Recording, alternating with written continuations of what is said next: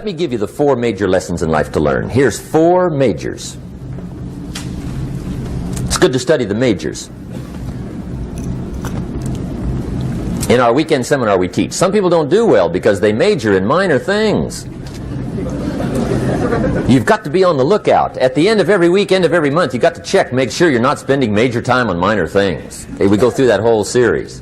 Majors and minors.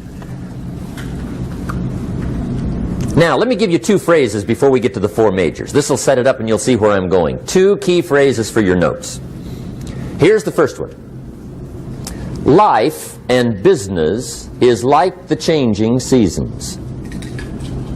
That's the first phrase. Life and business is like the changing seasons. One of the best ways to describe life, it's like the seasons. Frank Sinatra sings, life is like the seasons. Now here's the second phrase. Very important.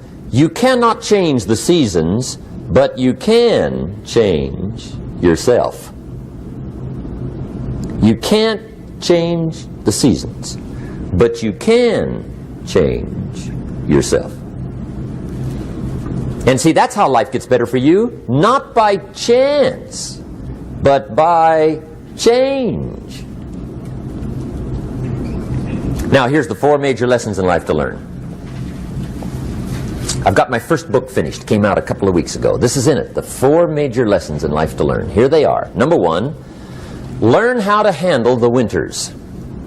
That's lesson 1. They come right after falls with regularity. Some are long and some are short and some are hard and some are easy, but they keep coming. You must learn to handle the nights. They come right after days. You must learn to handle difficulty. It comes right after opportunity. You must learn to handle recessions. They always follow progressions for the last 6,000. See, it isn't going to change. The lesson you must learn is how to handle it. And there's all kinds of winters, right?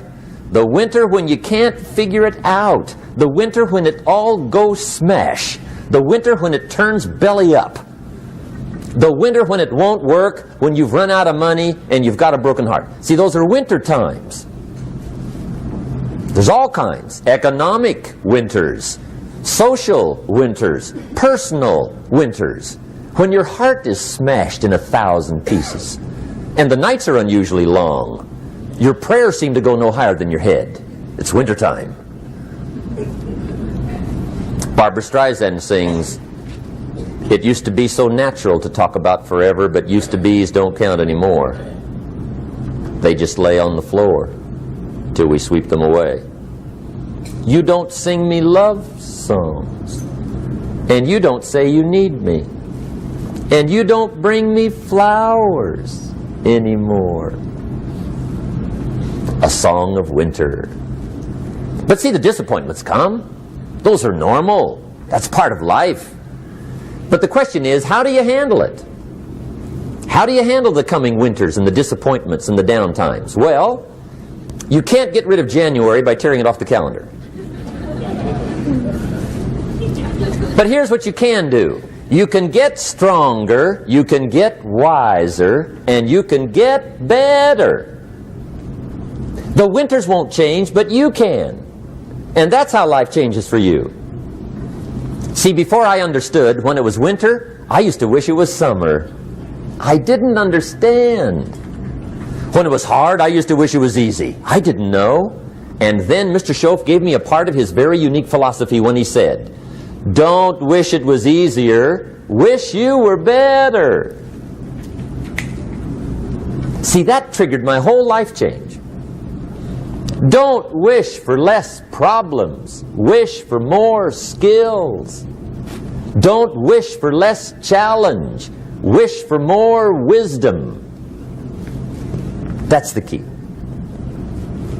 So that's lesson 1. Learn how to handle the winters. Here's lesson 2. Learn how to take advantage of the spring. That's the second one. Spring is called opportunity. And spring follows winter. What a great place for it. If you were going to put it somewhere, that'd be the place to put it, right after winter. And pray tell, how often does spring follow winter? Every year with regularity, 6,000. You can almost count on it. See, opportunity always comes. Days follow nights. Isn't that terrific? Opportunity follows difficulty. But here's what you must learn to do. Underline these two words in that key phrase. Take advantage. Underline those two. You must learn to take advantage of the spring. See, just because spring rolls around is no sign you're going to look good come fall. You got to do something with it. In fact, you have to get good at one of two things in life. Planting in the spring or begging in the fall. Or get somebody to do it for you. See, those are about the only alternatives. Now here's what else you must do. Take advantage of the springs quickly, because there's only a few. Just a handful of springs have been handed to each of us. They don't come forever. Life is fairly brief. So you got to read every book you can get your hands on what to do with your springs while they're here. And take advantage, they soon run out. The Beatles wrote, "Life is so short." And for John Lennon, it was extra short. But life is brief. Elton John sings, "She lived her life like a candle in the wind."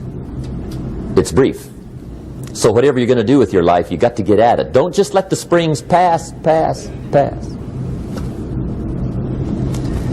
Here's the third major lesson in life to learn. Learn how to protect your crops all summer. You got to take care of what you start. Sure enough, as soon as you've planted your garden in the spring, the busy bugs and the noxious weeds are out to take it. And here's the next bit of truth. They will take it unless you prevent it. And that's the third major skill to learn. You've got to learn to prevent the intruder from taking all the good you start. It's one of the challenges. Here's two key phrases under number 3. First one, all good will be attacked. On this planet. Maybe not the next one we get to, but on this one, all good will be attacked. Every garden will be invaded. Not to think so is naive. And here's the second phrase. All values must be defended. Political values, social values, community values, family values, marriage values, friendship values, business values. Every garden must be tended all summer. Third major lesson. Now here's number 4. Fourth major lesson in life to learn. Learn how to reap in the fall without complaint. Learn to reap come harvest time without complaint. Take full responsibility for what happens to you. It's one of the highest forms of human maturity, accepting full responsibility. It's the day you know you've passed from childhood to adulthood, the day you accept full responsibility. And another note, learn to reap in the fall without apology. Without apology if you do well, and without complaint if you don't. That's maturity. I used to have that long list of reasons why I wasn't doing well. To explain. You got to explain, right? Otherwise you're going to look bad. I used to have this funny list called Reasons for Not Looking Good.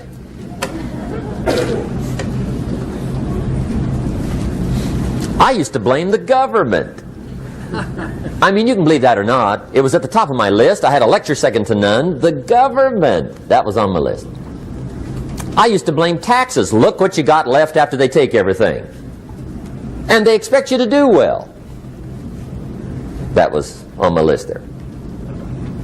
Prices, that one's easy, right? You walk into the supermarket with $20, come out with a little half bag.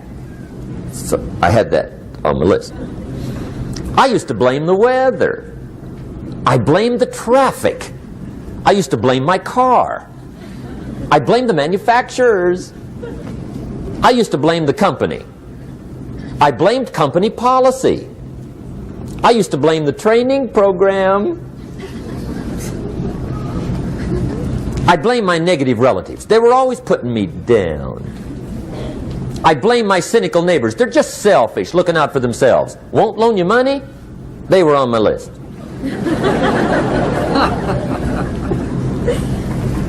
I used to blame the economy. I blamed the community. That's a pretty good list for not doing well, isn't it? I thought it was good. I'll never forget one day, Mr. Schoaf was very kind, but he was also very blunt. And this was no exception. And I'm glad he was blunt. There's a lot of things I'd have missed if he hadn't have been blunt. One day, with sort of a curious look on his face, he said, "Jim, just out of curiosity, tell me, how come you haven't done well up until now?"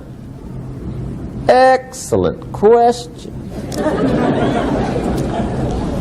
I thought, well, so I won't look too bad, I'll go through my list. And this list I just gave you, I put that on him. And he was very patient. He let me go through the whole thing, the government, the weather. I went through this whole thing. When I finished, he looked my list over very carefully. He said, "Mr. Rohn, big problem with your list. You ain't on it." How brilliant.